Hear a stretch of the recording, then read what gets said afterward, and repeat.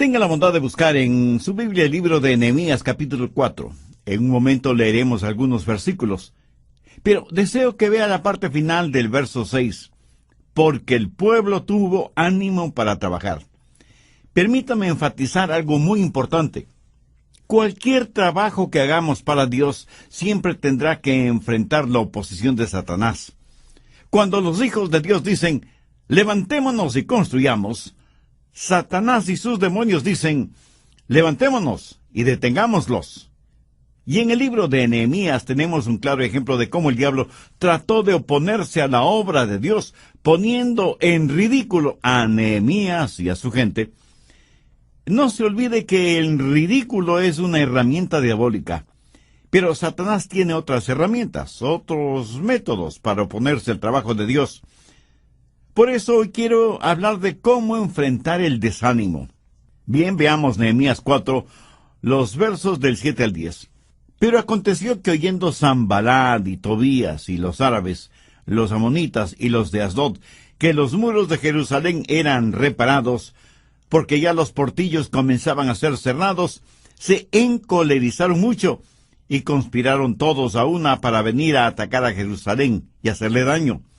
Entonces oramos a nuestro Dios, y por causa de ellos pusimos guarda contra ellos de día y de noche.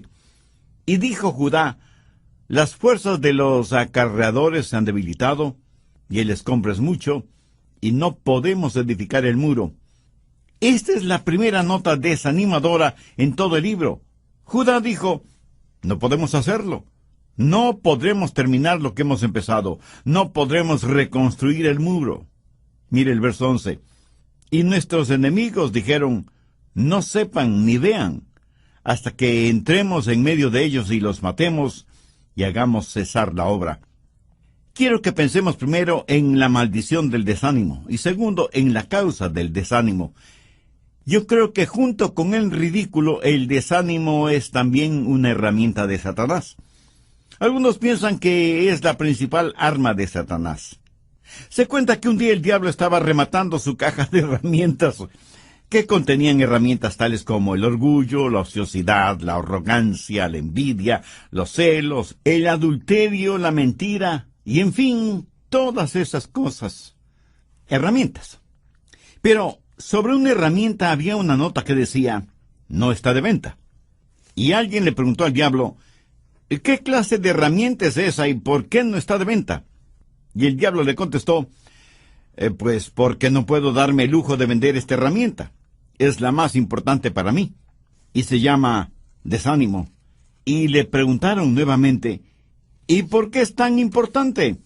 Y Satanás contestó, bueno, con esta herramienta puedo forzar mi entrada en el corazón de los seres humanos y una vez que estoy adentro puedo hacer todo lo que quiera hacer. Por eso el desánimo es mi herramienta principal. Sé que se puede hacer daño con el desánimo, y más daño con el desánimo que con ninguna otra cosa, y que aquellas personas que consideramos buenas pueden ser víctimas del desánimo. Y si usted no tiene cuidado, también puede ser asaltado por el desánimo. Mire Nehemías 4:10, y dijo Judá, las fuerzas de los acarreadores se han debilitado, y el escombro es mucho, y no podemos edificar el muro. Tal vez usted me pregunta, bueno, ¿y quién fue Judá? Era la tribu principal, la tribu que tenía el liderazgo, la tribu de la cual saldría el linaje del Señor. Y esta tribu fue la que dijo, no se puede hacer. Lo repito, aún las mejores personas pueden ser desanimadas. Cuando usted está desanimado, el diablo está en su rastro asegurándose de que la maldición del desánimo caiga sobre usted. Pero muchos se estarán preguntando, ¿cuál es la causa del desánimo? En este pasaje bíblico, los versos 10 y 11, hay por lo menos 3 causas evidentes para el desánimo: cansancio, fastidio y amenazas. Ahora, cuando usted está cansado, está hastiado y es amenazado, le puedo asegurar que se desanimará. Note que ellos que estaban trabajando, y trabajando muy duro, por lo que en medio de la labor se sintieron cansados. Pero no estaban tan cansados físicamente, sino emocionalmente, frente a la presencia y la amenaza del enemigo. En el verso 6 se nos dice que terminaron el muro hasta la mitad de su altura. ¿Ha notado que cuando un grupo humano se prepara para hacer algo, todos están entusiasmados, emocionados? Y cuando estamos próximos a finalizar la obra, todos deben agradecer y alabar a Dios. Pero ¿sabe cuál es el tiempo más peligroso en este proceso? Es cuando se está a mitad del camino. ¿Qué es cuando uno puede sentirse desanimado? Tal vez usted y sus hijos o sus amigos han subido una montaña. No parece ni tan alta ni tan lejana. Pero cuando comienza a subirla y más o menos a mitad del camino, usted mira hacia atrás, mira hacia abajo, mira hacia arriba y dice, creo que es tiempo de regresar. A mitad del camino, usted ya está cansado. Y los estudios y estadísticas muestran que la edad media es la edad del desánimo. ¿Sabía que muchos hombres y mujeres tienen dificultades cuando llegan a esa extraña época conocida como la Edad Media? Y los chistes abundan acerca de lo que nos sucede en la Edad Media. Si usted le pregunta a una mujer de más de 50 años qué edad tiene, le puedo asegurar que le contestará que está en la Edad Media. Esa es la edad en la que podemos meternos en problemas. Fue durante esa edad que el rey David tuvo problemas. Durante la Edad Media. En la reconstrucción del muro, alguna gente estaba agotada, cansada físicamente, y cuando usted está cansado físicamente, el diablo va a estar tras su huella. Le corresponde a usted el mantenerse físicamente fuerte, alerta, despierto. Duerma las horas necesarias, tome vitaminas, aliméntese saludablemente, haga ejercicios, practique algún deporte, haga lo que tenga que hacer para que el diablo no le sorprenda cansado. Un filósofo francés dijo lo siguiente: tengo tanto que hacer hoy que sencillamente me voy a ir a dormir. Entonces, vea usted, primero estaban cansados, segundo se sentían abrumados por el tamaño de la obra, y en vez de ver esa obra un día a la vez, por etapas, lo vieron todo en conjunto, vieron la enorme cantidad de escombros y dijeron que ese trabajo no se podía realizar. Cuando uno mira el total de la obra y piensa que debe terminarla en un día, por supuesto que no podrá hacerlo. La vida se la camina centímetro a centímetro, no metro a metro, y mucho menos kilómetro a kilómetro. ¿Le parece a usted que todo se le está amontonando? ¿Que nunca podrá terminar tanto de lo que tiene que hacer? Amiga, amigo, usted tiene una vida que construir, usted tiene un carácter que definir, usted tiene una familia que edificar, usted tiene un negocio que desarrollar. Todos somos constructores y a veces los materiales se amontonan y pensamos que no podemos hacerlo, que es demasiado. Pero debemos tener en cuenta algo muy importante. Ningún trabajo se puede realizar si es que no se quitan los escombros. Veamos Nehemías 4:10. Y el escombro es mucho, y no podemos edificar el muro. ¿Sabe que uno de los trabajos más duros no es el poner los ladrillos, sino el remover los escombros? La mayoría de nosotros no queremos hacer eso. Pero si no removemos los escombros o la basura, no podremos hacer el trabajo. Y aunque aquí se habla de escombros físicos, literales, por analogía podemos decir que hay mucha basura teológica y doctrinal que debe ser removida. Hay cualquier cantidad de basura moral que es necesario botar. Hay mucha basura tradicional que hay que sacarla del camino para volver a la solidez que es la roca de la palabra de Dios, para hacer solo lo que Dios nos diga que debemos hacer. Se cuenta que un acaudalado empresario constructor compró el enorme terreno que había sido por muchos años el basurero de una ciudad.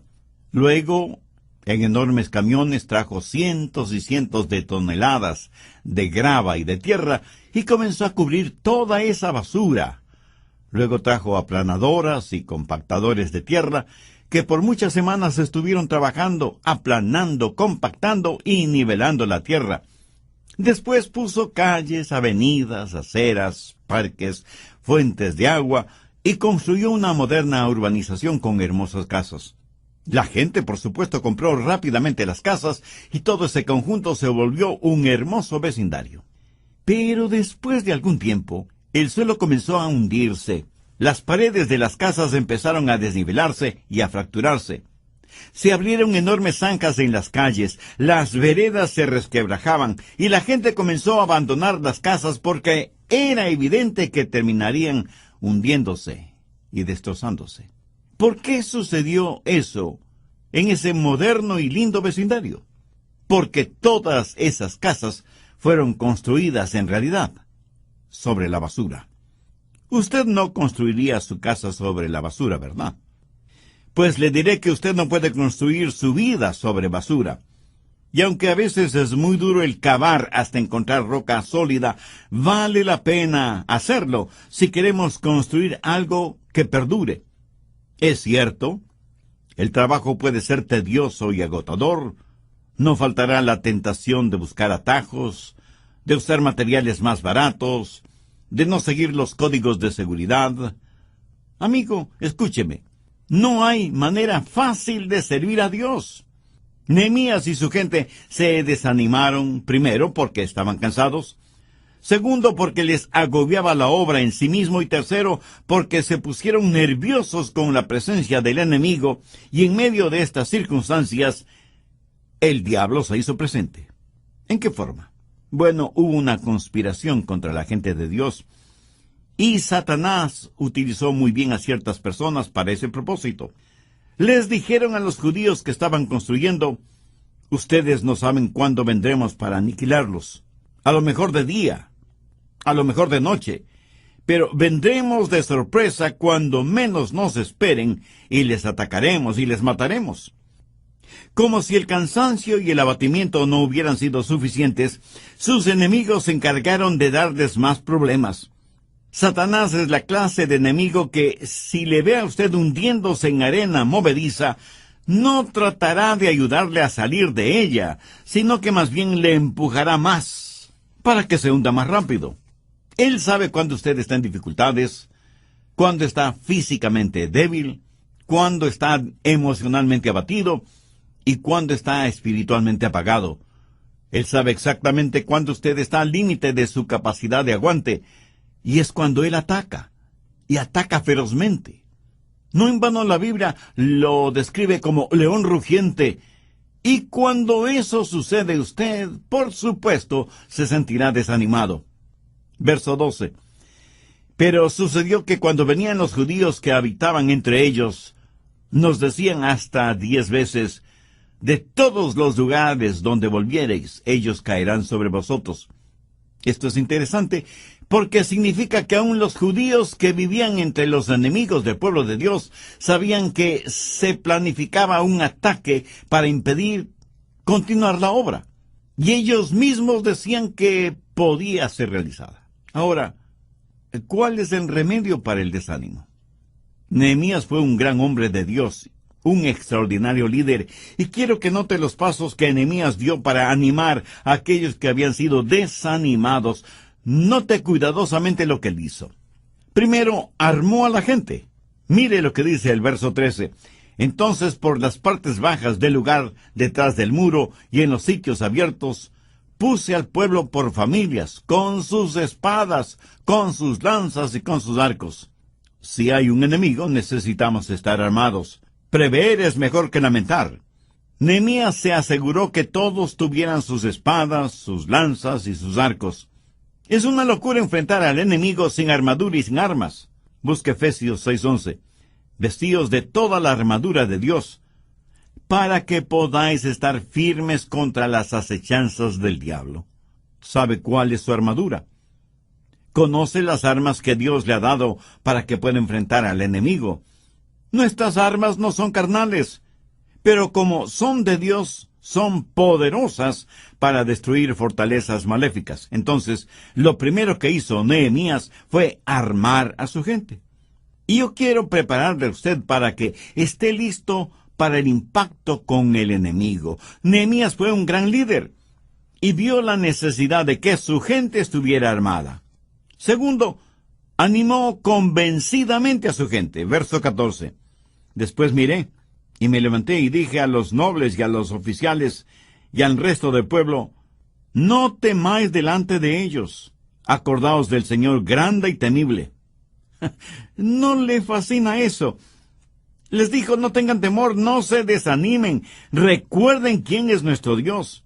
Y si Dios con nosotros, ¿quién contra nosotros?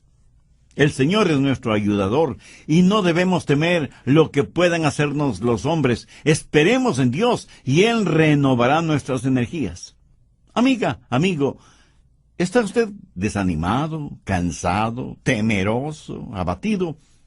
Piense en el Señor. Y si no sabe por qué se siente así, permítame sugerirle una posible causa. Ha dejado de mirar y de confiar en el Señor. Piénselo. ¿Ha contemplado el rostro del Señor últimamente? ¿Sabe lo que es ver a Jesús en medio de la tormenta? ¿Sabe lo que Nehemías le diría en esos momentos? Acuérdate del Señor, contempla su rostro. Quiero que sepa que Jesús sigue manejando el timón y no hay pánico en el cielo, solo planes. Y lo que quiera que hagamos como miembros de una iglesia, siempre debemos recordar a Dios. Aquí bien vale la pena citar las palabras de Pablo en Romanos 8:13. Si Dios por nosotros, ¿quién contra nosotros? Entonces, ¿qué hizo Nehemías? Armó a su gente y les infundió ánimo y valor. Veamos ahora la segunda parte del verso 14. Y pelead por vuestros hermanos, por vuestros hijos y por vuestras hijas, por vuestras mujeres y por vuestras casas. Nehemías sabía tocar el corazón de su gente y animarles para la labor, y ayudándoles a ver la importancia de la misma.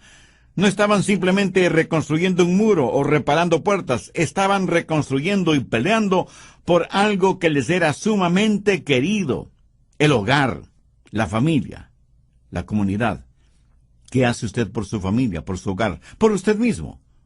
No podrá hacer nada de valor eterno por nadie si no tiene a Cristo en su corazón. Desde el programa anterior estamos estudiando la vida de Nehemías para saber cuál es el remedio para el desánimo. Nehemías dio pasos muy concretos al respecto. Primero armó a su gente, dándoles espadas, lanzas y arcos, a más de las herramientas que tenían para el trabajo que iban a realizar. Segundo, animó convencidamente a los judíos que le iban a ayudar en la reconstrucción del muro y de las puertas de Jerusalén. Escúcheme, en nuestros países, a nosotros los cristianos, no nos queda mucho tiempo de libertad para testificar, para obrar, para marcar la diferencia. Es poco menos que increíble lo que autoridades liberales y ateas están haciendo para irnos quitando poco a poco nuestras libertades religiosas. Y cuando reconstruimos los deteriorados muros de la moral, de la ética, del sentido común, no solo estamos reconstruyendo muros, estamos reconstruyendo vidas, familias, hogares. Y algunos me dirán, Pastor Rogers, no es nada emocionante el construir paredes, y no es nada fácil el levantar fondos para construir algo. ¿Sabe? Estoy totalmente de acuerdo con usted, pero permítame decirle algo muy personal. Cuando construyo algo, yo no estoy pensando en mí. Estoy pensando en mi familia, mi esposa, mis hijos, mis nietos. Estoy pensando en los innumerables hermanos y hermanas que tengo en Cristo.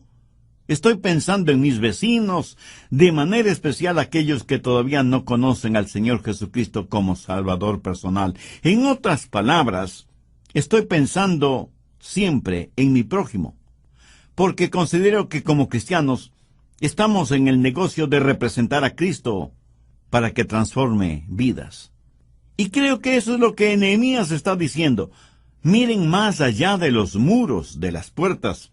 Miren el propósito de la obra. Tenemos un trabajo que hacer. Y no estoy hablando de ladrillos y cemento, estoy hablando de personas de carne y hueso. Nehemías animó a su gente. Y oro para que yo, este mismo momento, esté animando a muchos de ustedes. ¿Se puede imaginar lo que sucedería si todos los cristianos en todas partes del mundo se animaran, se entusiasmaran, vieran la labor que tiene que ser realizada y se decidieran a ocupar el lugar que les corresponde en la labor que hay que hacer. Los resultados serían increíblemente sorprendentes. El filósofo cristiano C.S. Lewis escribió una de las más conmovedoras cosas que he leído. Él dijo: el amar verdaderamente es ser vulnerable. Ame y con seguridad su corazón será estrujado y quebrantado. Si usted quiere mantener su corazón intacto, no se lo dé a nadie, ni siquiera a su mascota. Envuélvalo cuidadosamente con sus pasatiempos y pequeños lujos. Evite cualquier complicación y póngalo bajo llave en el ataúd de su egoísmo.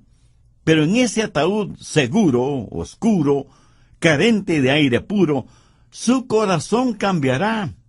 No se romperá, se volverá irrompible, intangible e irredimible.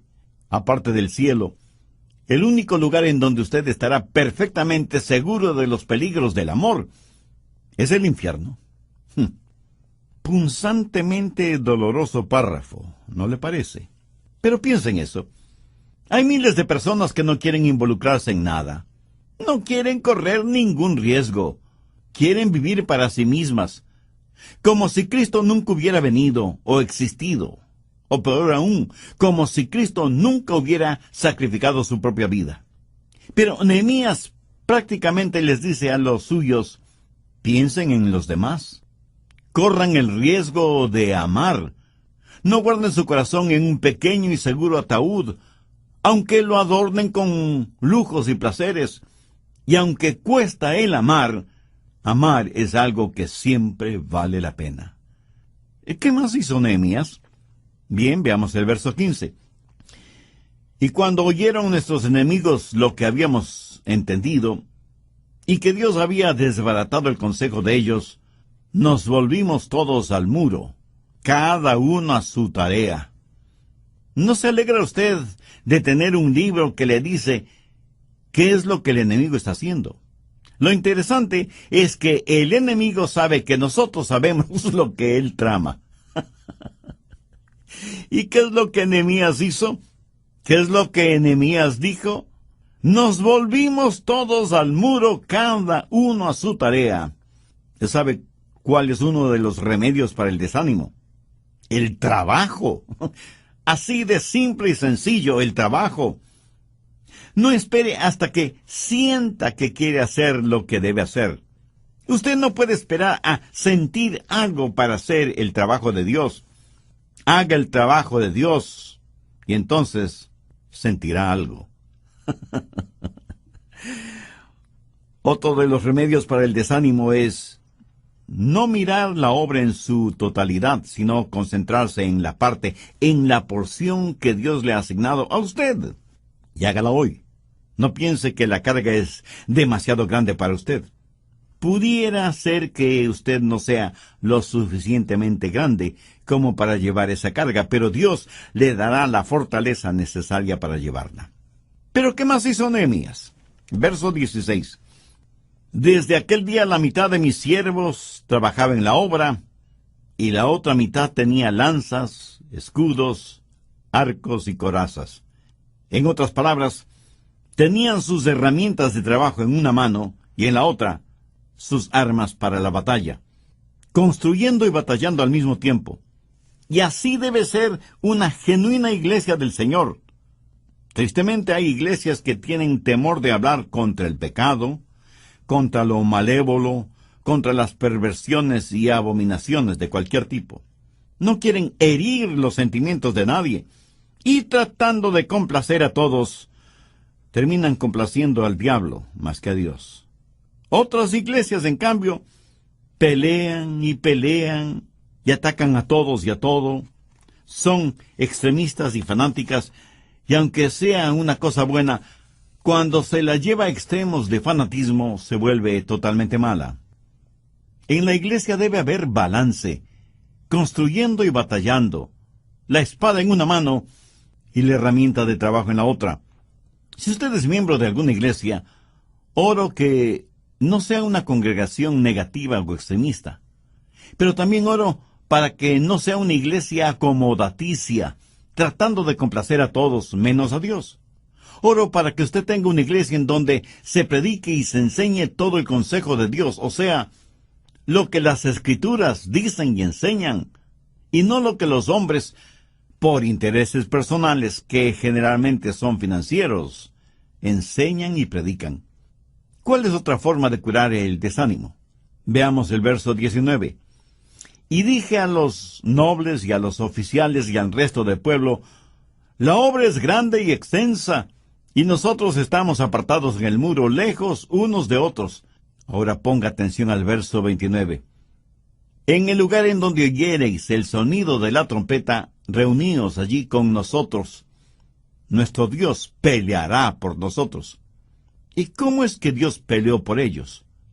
Cuando la gente de Dios se junta y permanece unida, suceden cosas maravillosas cuando estamos unidos con un propósito definido y un propósito agradable delante de Dios.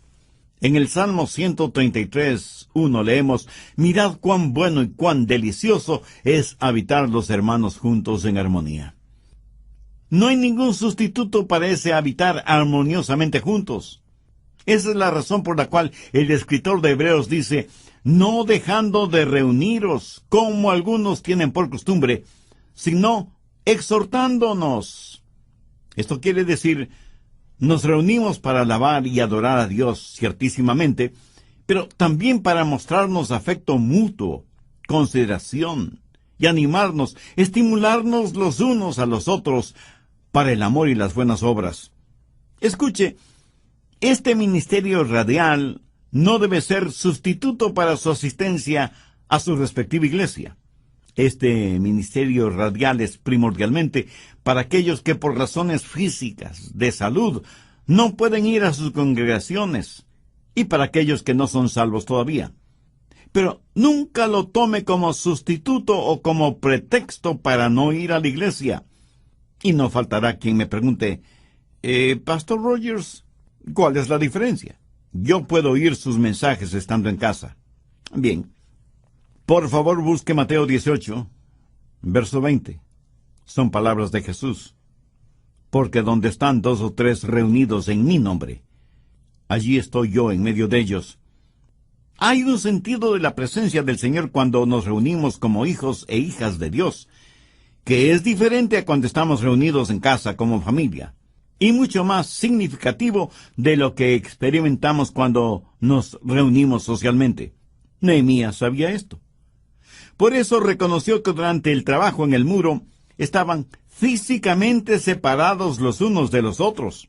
Por eso, al sonido de la trompeta, todos debían reunirse para estar juntos.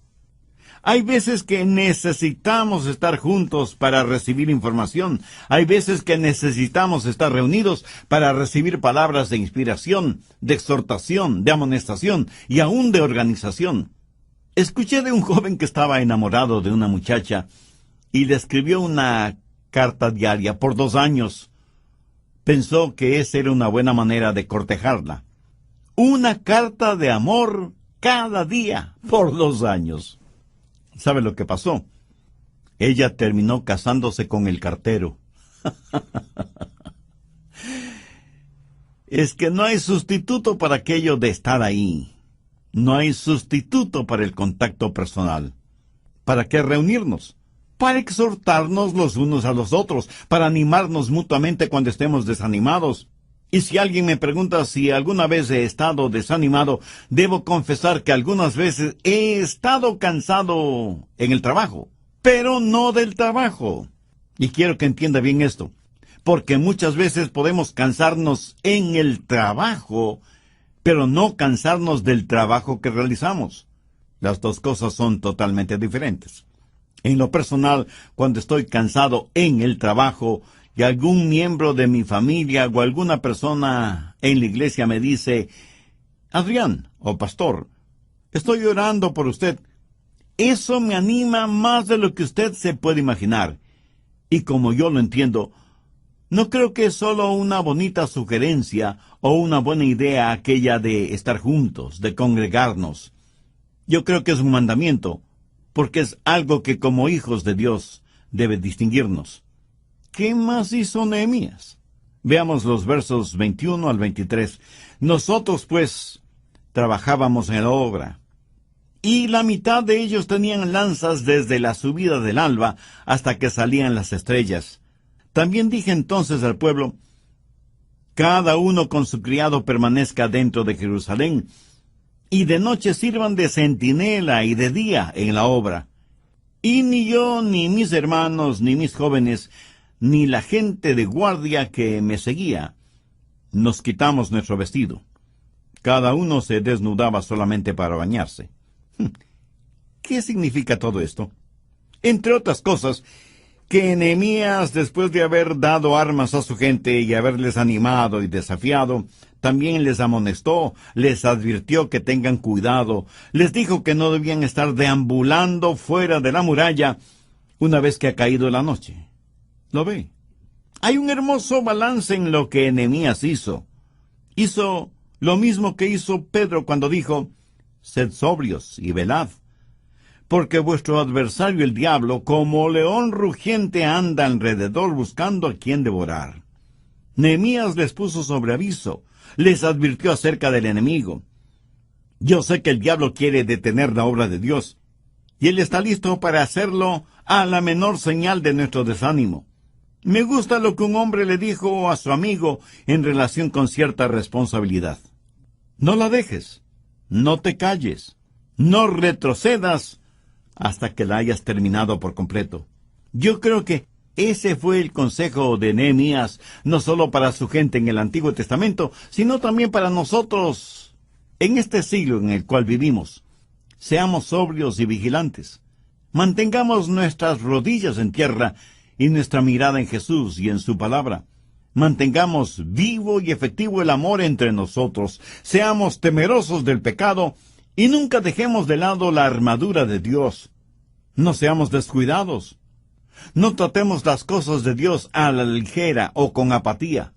Creamos en Dios y a Dios. Y si así lo hacemos como hijos suyos, veremos realizados grandes acontecimientos.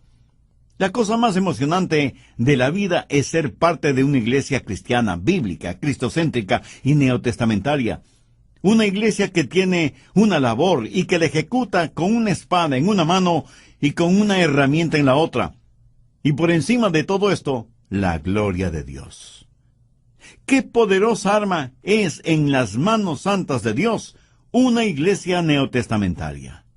Yo no sé de usted, pero en lo que a mí se refiere, yo estoy feliz de estar eslabonado a una causa que vale la pena.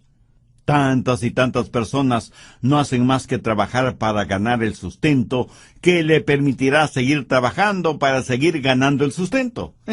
Es un triste círculo vicioso.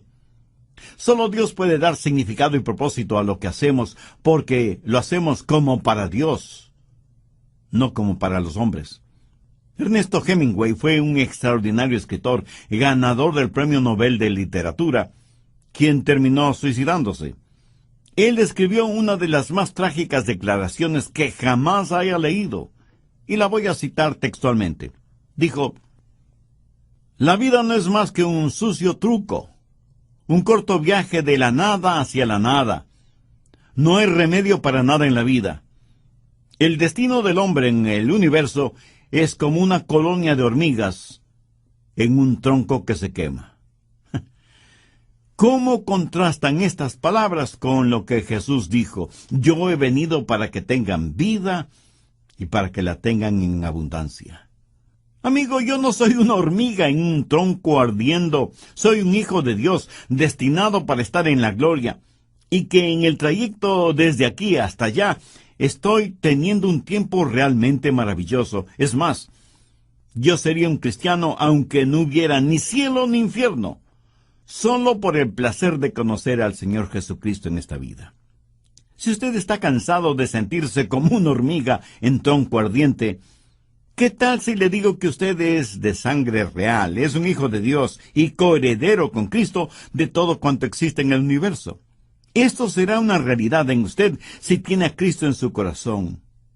Si aún no le conoce como su Salvador personal, No quisiera hacer esa decisión ahora mismo.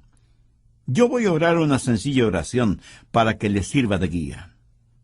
Eterno Dios, te doy gracias por este mensaje que he tenido la oportunidad de escuchar. Gracias por abrir mi entendimiento espiritual. Me reconozco pecador delante de ti y vengo en busca de tu perdón y tu ayuda. Señor Jesús, tú eres el Hijo de Dios que pusiste tu vida como pago por la culpa de mis pecados. Ten la bondad de ser mi Salvador y mi Señor desde este momento. Te recibo en mi corazón. Perdóname, límpiame, sáname, sálvame y ayúdame a ser la persona que tú quieres que sea. En tu nombre lo pido.